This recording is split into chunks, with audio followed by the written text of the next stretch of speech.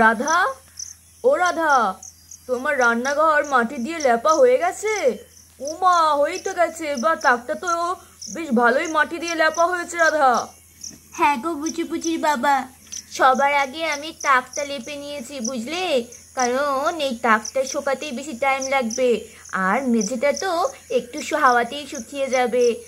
একটা কাজ করো, তুমি এবার বাসনপত্রগুলো নিয়ে আসো তো, এক এক করে তাকে সাজিয়ে দিই। হ্যাঁ রাধা, আমি এক্ষুনি নিয়ে আসছি, দাঁড়াও। এই নাও রাধা, এই যা পড়ে গেল। ধরো ধরো, শিগগির ধরো, একটু হেল্প করো, একটু ধরো, আমি না পারছি না আর। হ্যাঁ নামাও না, কিচ্ছু হবে না, মেঝেইতে তো পড়ছে। আচ্ছা ঠিক আছে, দাঁড়াও। বাবা দেখেছো, সব পড়ে গেল। এটা বললাম ধরো, তুমি কোনো ধরলেই না।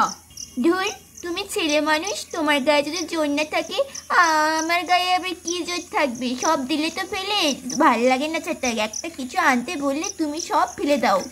চলো এখানে আগে এই বাড়িটা রাখি, পাশে এই বাড়িটা রেখে দিই।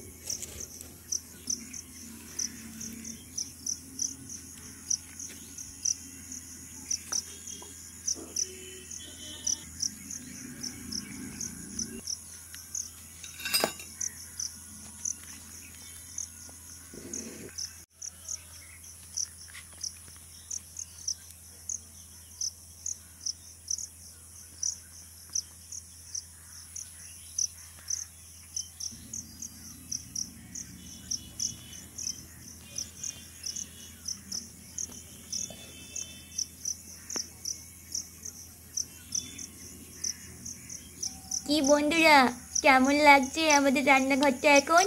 আগের রান্নাঘরটার থেকে ভালো লাগছে না? মাটির তাক পেতেছি, মাটি দিয়ে দেওয়ালটাগুলো লেপেছি, এখনই বেশি ভালো লাগছে তো? তোমাদের কি মতামত? যা মতামত তা কমেন্টে জানাও কেমন।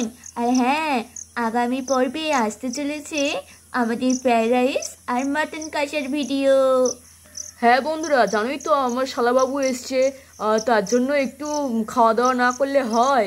তাই কালকে আমরা ফ্রাইড রাইস আর মাটন কষা খাবো, ঠিক আছে?